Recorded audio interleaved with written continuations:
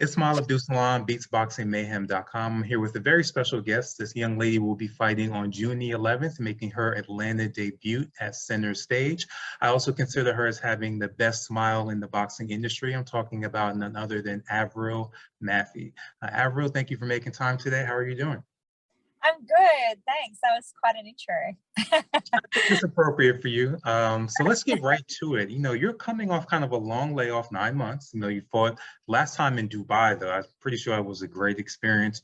Just kind of recap how that last fight went. That's one of your few fights that's not on YouTube. How did it go over there? How do you think your performance went? Really good. So fun fact, that's quite embarrassing to admit. I had been studying the wrong girl in the lead up to that fight. So when I got in the ring, it was like, obviously my coach had been studying the right girl, thank God.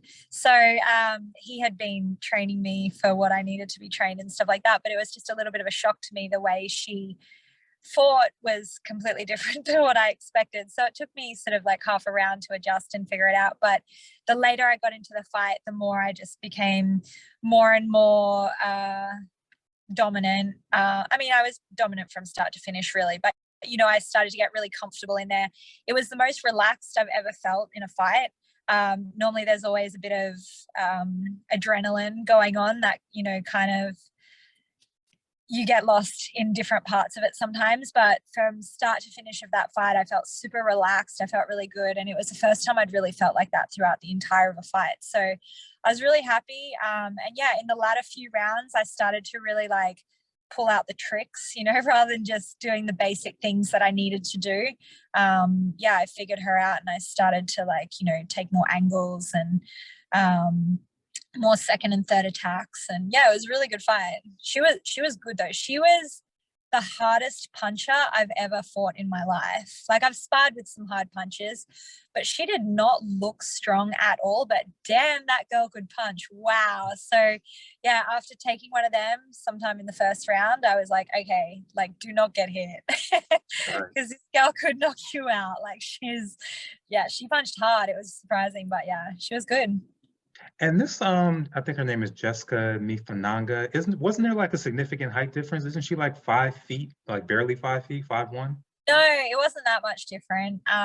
She was probably she was shorter than me, but I'd say she was probably like 5'4"-ish.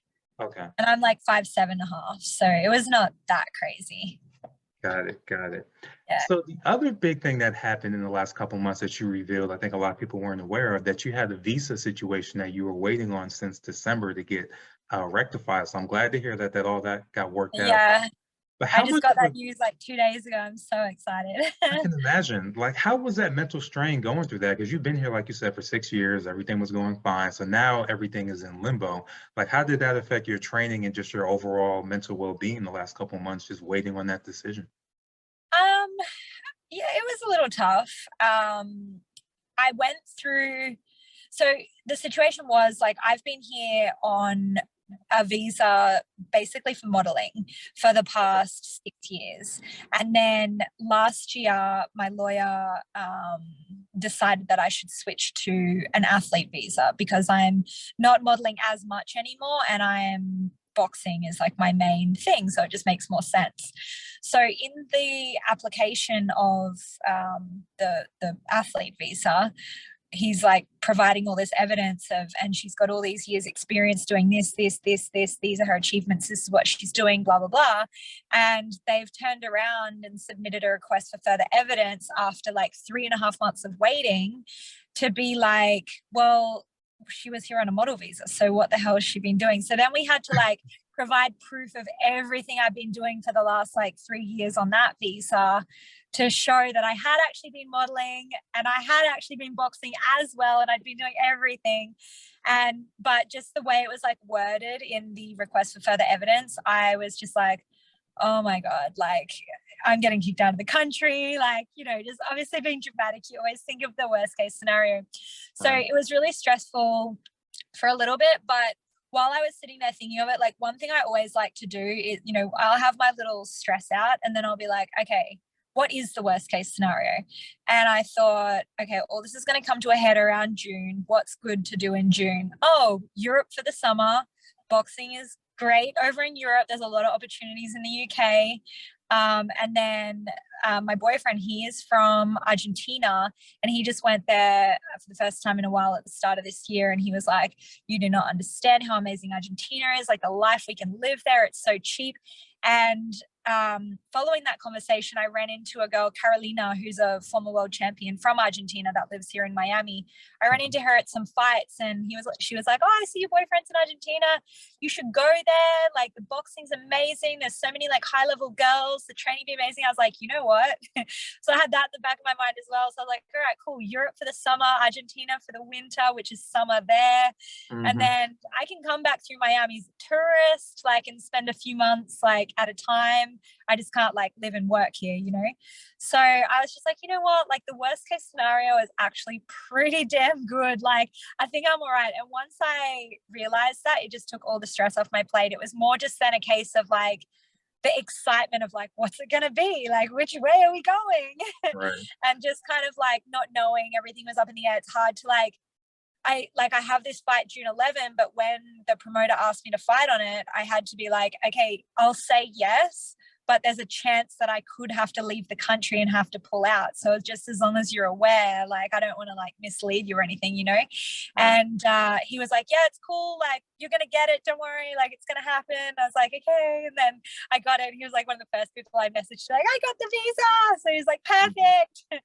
So yeah, everything's like happening and falling into place, and yeah, it's exciting. So it's just like, you know, I wasn't stressed about the outcome and how I would end up, because I knew I'd like thrive either way, but it was more just like not knowing which direction you're going in, and to try and make plans based off that was like a little difficult, you know? So Definitely. I can imagine. So I'm definitely glad that you're here and we'll be able to see you next month.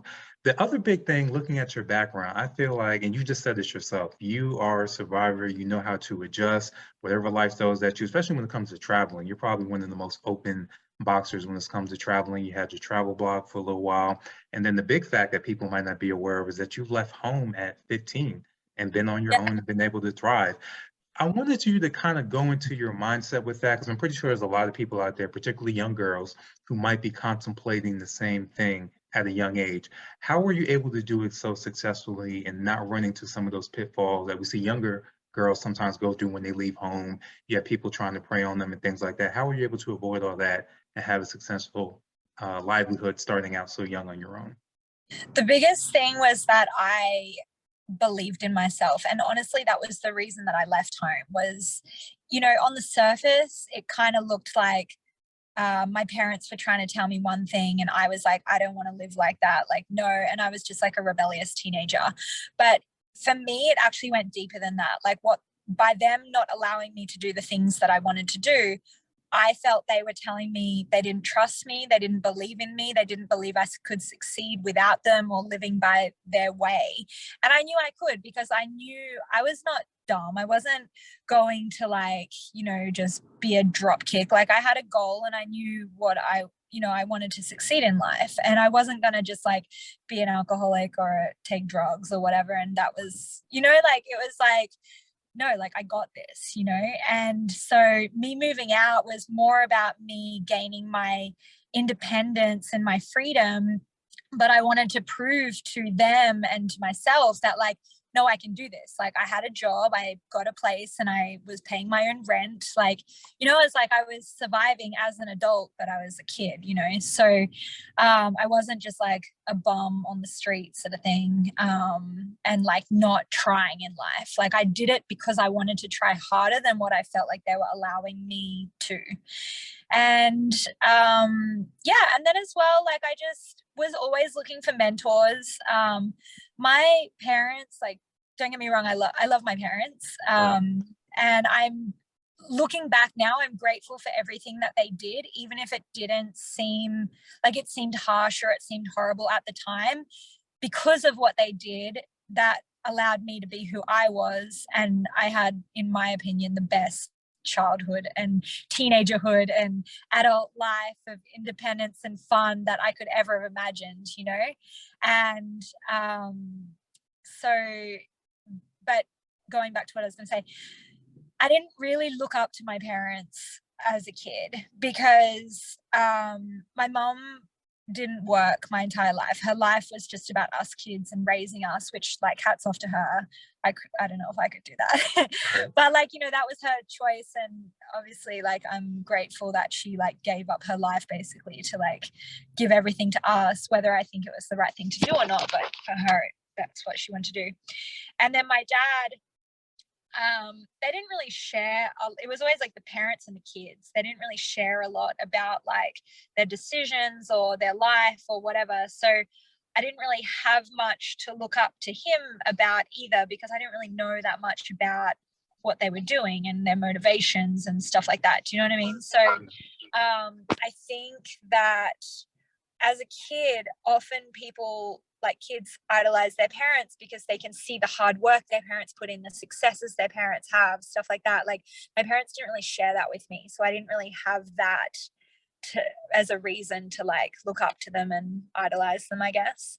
And so I guess I was always kind of like trying to seek out people that I did see as, I don't know, doing well or successful or in positions that I wanted to be in, and try and, you know, be mentored by them and pick their brains as how they got there. What are they doing? Whether it was, like, you know, a manager at work or a friend that was, like, doing well, or I don't know, just someone that I met that I was like, oh wow, you have a really cool job. Like, and for an hour I'd be like asking them about their life. And yeah, so I think, and then you just try and surround yourself with the best people that you can see to help you along the way and pull inspiration from and stuff like that. So yeah. Got it. Okay. So now we know women's boxing is very hot right now. Of course, the big event that happened a couple of weeks ago was Amanda Serrano and Katie Taylor, you know, that big turnout at Madison Square Garden and all that. So the big question now is how to keep that momentum going. You know, they're stars now, but we want to see that kind of trickle down to the rest of the divisions and the rest of the women. So what do you think needs to happen overall with the sport, starting with the promoters down to the fighters, to make sure that that momentum keeps growing for women's boxing this year and beyond? I think that just good fights need to continue to be made. That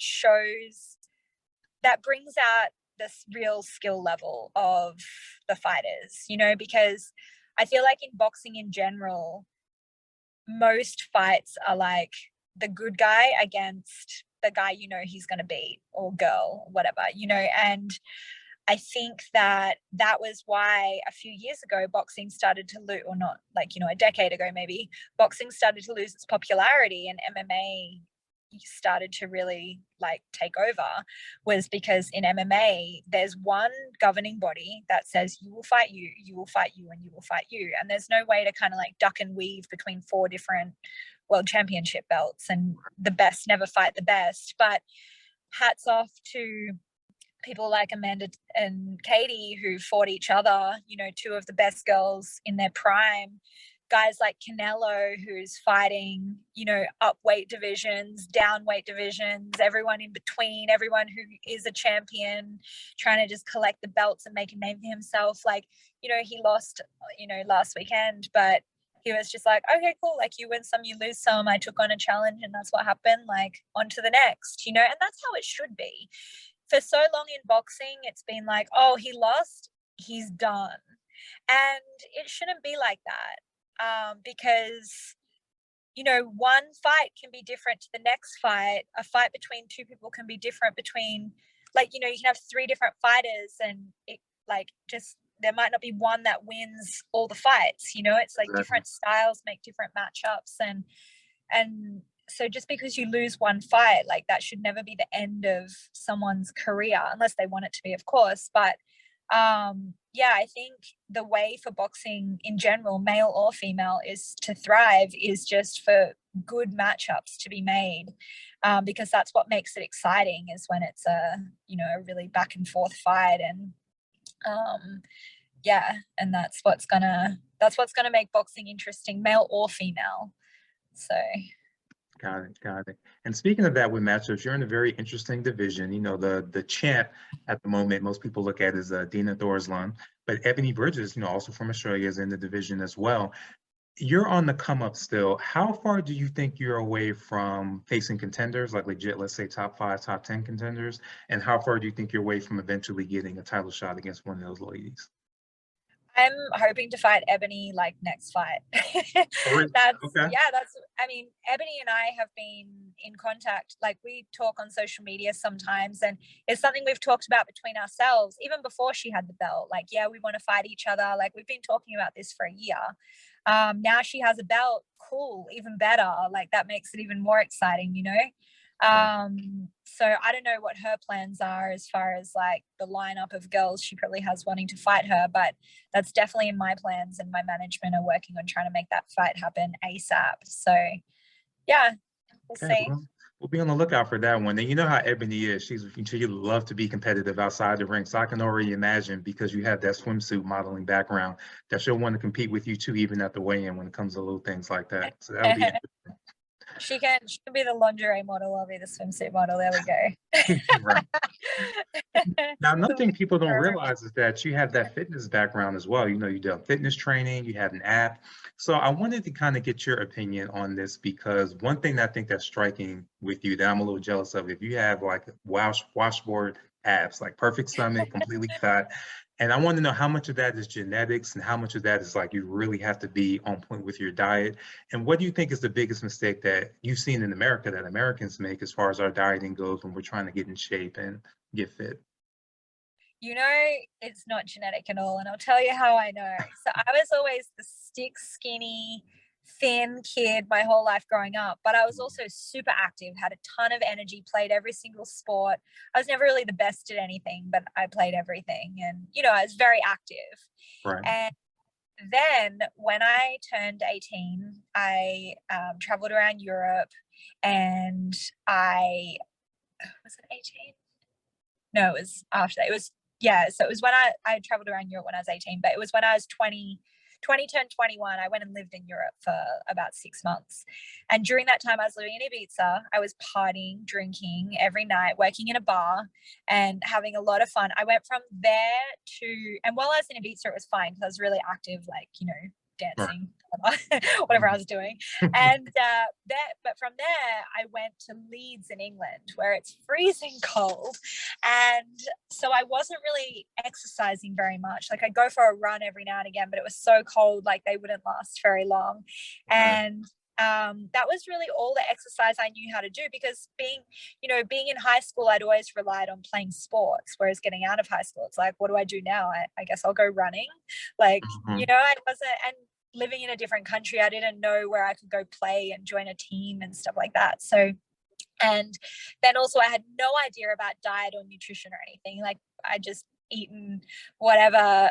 I sort of learned to eat how my mom fed me, which was like meat, vegetables, and some carbs on my plate. But on Sundays we'd eat pies, and on Tuesdays we'd eat nachos, and on, you know, it's like we had our days where so I didn't realize that's not healthy. Like, I just thought, oh, okay, like it's food that I always ate, it must be all right, you know.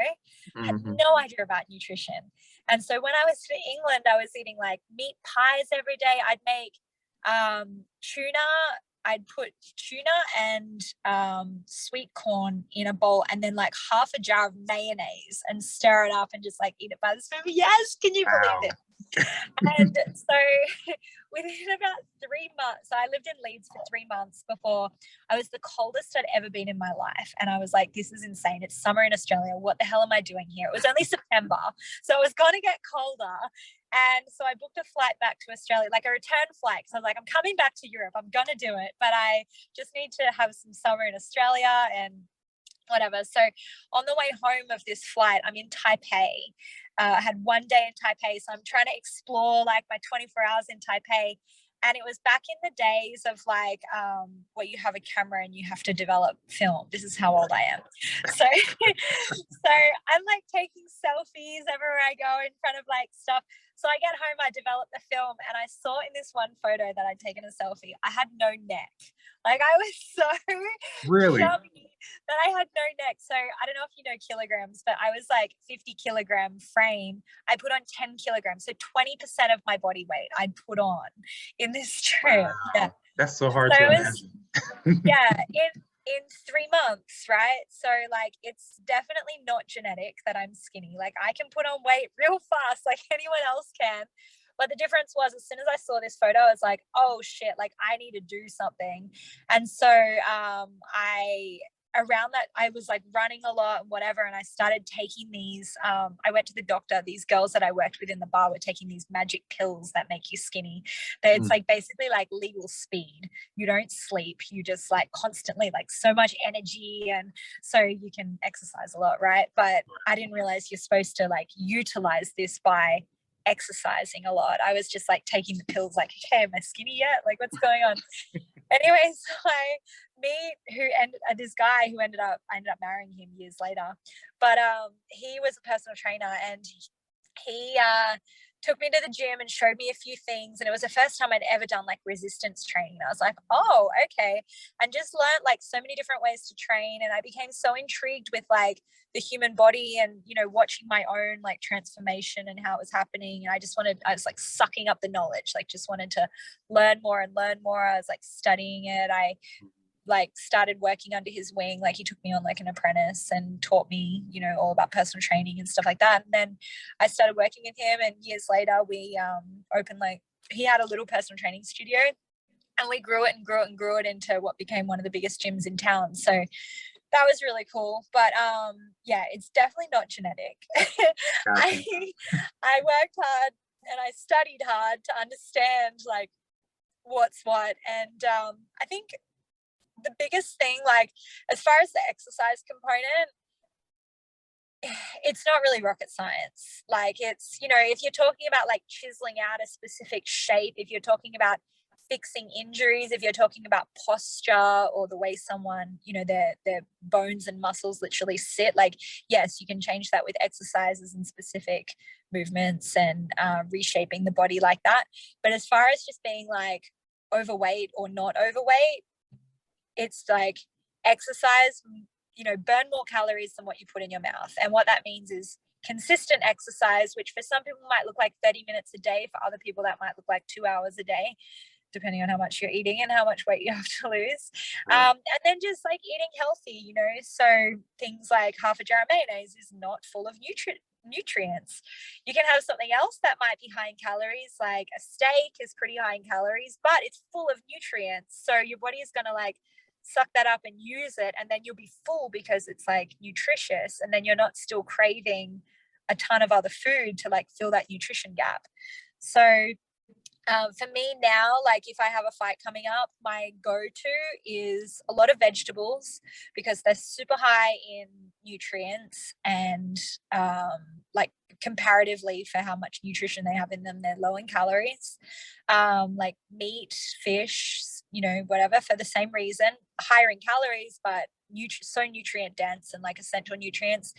And then carbs as well, because, you know, I'm burning so much energy with my training that I want to keep feeling that energy. And also I'm in shape, so I can, you know, but if I was trying to like lose weight, I would cut down a little, probably more my fats, because fats, although they do contain a lot of essential vitamins and minerals, are also really high in calories. So you only need a little bit of them, and then you can avoid most of them and avoid a lot of calories.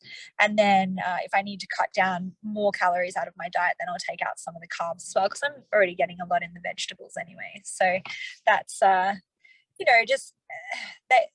Avoid the aisles of the supermarket, basically. Eat like real food and you're pretty much on the right track. Do exercise every day and just don't eat too much. Like one of the best pieces of advice I ever heard a friend of mine give, who's my friend who's a nutritionist, give to another fighter was, he goes, how do I get shredded like you?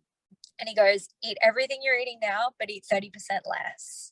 And it was such good advice, you know, like a lot of people were like, oh my God, that food's so good. And you just like stuff yourself till you're full.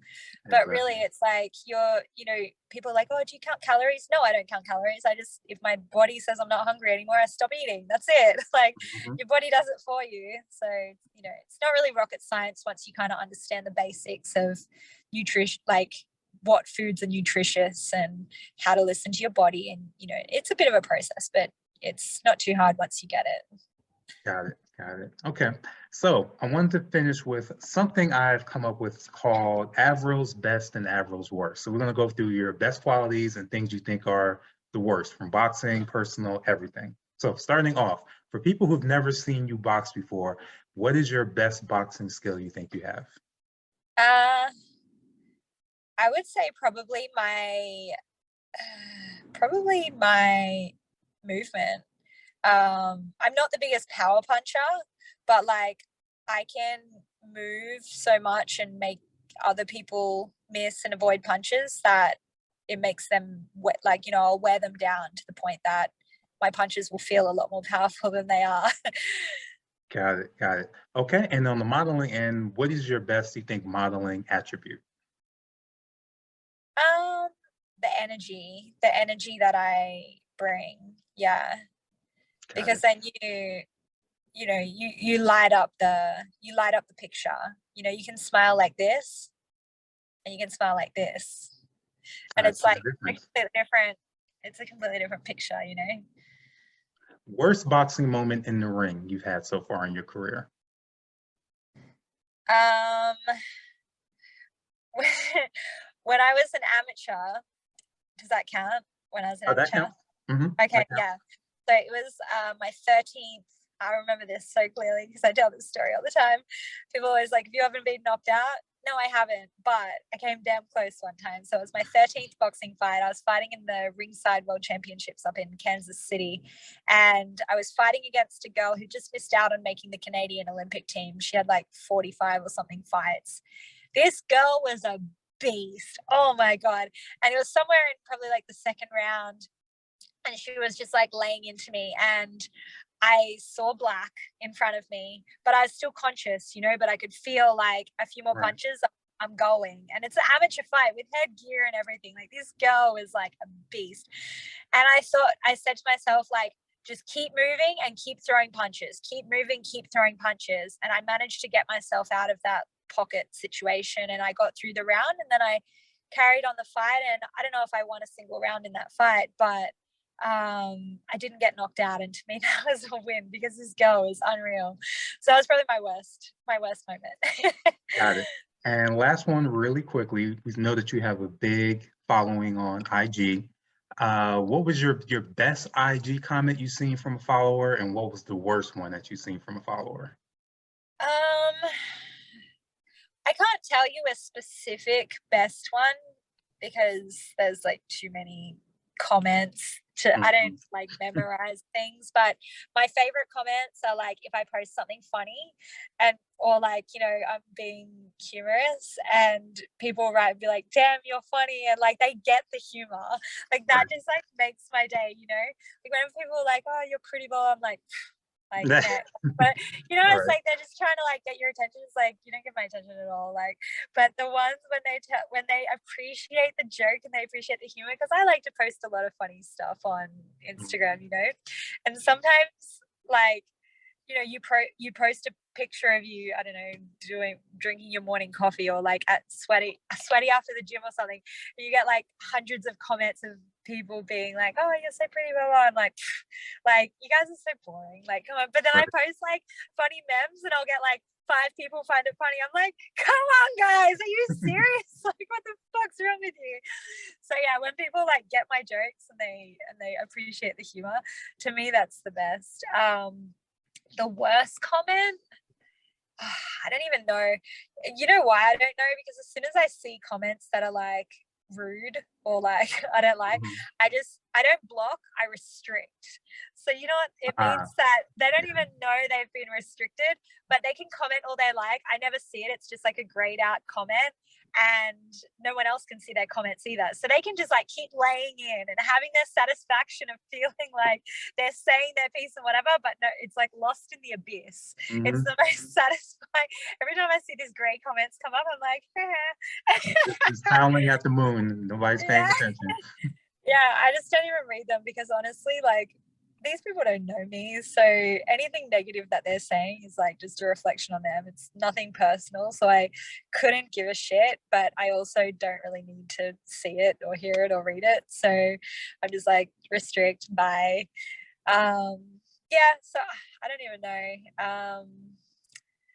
Honestly, there's not too much that upsets or offends me because, like I said, people commenting stuff on social media, I realize it's nothing to do with me and everything to do with them. So, Exactly. yeah. Exactly. How is your management situation these days? I remember when you had when you were doing your episodes and your life and all that, you had a good team around you. I know you were temporarily with MTK Global. Were you with them when they went out of business, or were you completely on your own Yeah, at that point? yeah. So that's my situation right now. Actually, is I've been with MTK for I think since my third fight up until literally like a week ago or 2 weeks, whenever it was that they shut down their operations. Right. But now I think I can announce it. I just signed with Peter Khan. So literally like 10 Okay. minutes before this meeting. So before this interview. So yeah, Peter Khan's awesome. He manages a lot of the guys that train at the boxing gym that I train at. So I've known him for quite a few years because he's always around the gym. I see the way he treats his fighters. I see the way he like the things he does for them, the opportunities he gets them, how he always goes over and above. And most of all, like I've built a real trust for him, like as a person, you know, not just as a manager. So it just felt right that when everything happened, he was one of the guys that I definitely had to speak to. There are a bunch of others that reached out as well and, you know, had really interesting offers and they sounded great and stuff like that. But it's hard when you like don't really know the other people behind the offer. You don't know them personally. You haven't had that like long time of like seeing how they operate and stuff like that. Whereas Peter, like I've known him well for years. So it just felt right. And we had a conversation and, you know, he's on the same page as me about everything and he believes in me, which is, you know, really big. So yeah, I just signed with him literally like half an hour ago now. Big So, exclusive. I'm glad to hear it because a lot of yeah, people breaking haven't news. talked about that. They just, focus on, okay, the company is shut down, but they forget all the fighters. Fighters were left in the cold, so everybody had to kind of fend for themselves. So very happy to hear you landed on your feet so quickly at that. Yeah, yeah. So onwards and upwards. Exactly, exactly. So I think we have covered anything. Is there anything else, any other exclusives, anything we missed that you want to reveal today? Floor is yours. No, not really. I think you asked some pretty good questions, and I hope that I could answer them in a way that was helpful to whoever's listening. Oh, definitely. I don't think we've really, there hasn't been too many deep dive interviews with you. So I think a lot of the fans will be very interested. We've covered a lot of different things. Oh, one thing I did forget. So I've seen you do your ring walks. So I've seen you come out and then that work kind of shows, you can go back a little bit further, come out the Lupe Fiasco. So you know your hip hop too. So if we were to go on a ride somewhere, if I were to hop in your car in Miami and we just go for a ride, what am I going to hear in your ride during the duration of that journey? What do you listen to the most? My favorite kind of music is like deep house, Afro house, actually. Wait, okay. Yeah, that's my favorite type of music. But in the car, probably more like house music, but songs that I can sing along to. More so like scream to. Like I'm quite a screamer. For you, okay. So yeah, whether it's old song, new song, doesn't Mhm. matter. Like, you know, if it's one of those songs, like, you know what I'm talking about. Like you can Yeah. really like scream the lyrics. Yeah. Mhm. I think one of my favorite songs at the moment is Higher Love, or it has been for a while. Higher Love by what's the name? The remix version by what's this singer? How am I forgetting her name? Oh my god, she's an amazing Strong singer. Point too. I know you're talking about because you hear it all the time. It's a big song.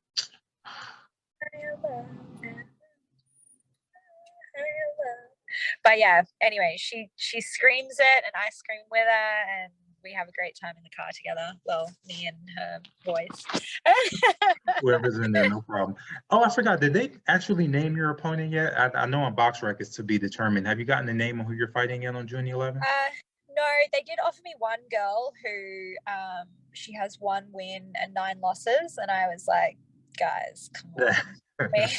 can we like get someone a little more competitive? But they said that it's been really hard to find me an opponent, so I may end up fighting her just because, like, I don't know if they haven't offered me anyone else so far.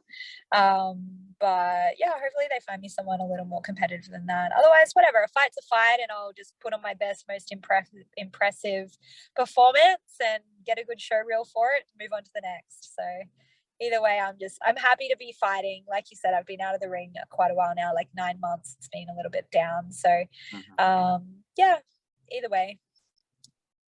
Sounds good. Well, I appreciate your time, and we look forward to being there. Of course, I'll be in the house on June 11th, and I'm looking forward to seeing you Oh, for you your will? first. Awesome. Oh yeah, I live in Atlanta, so there's no reason I would Okay. miss that. So looking forward to seeing you Great. fight in person for the first time. Yeah.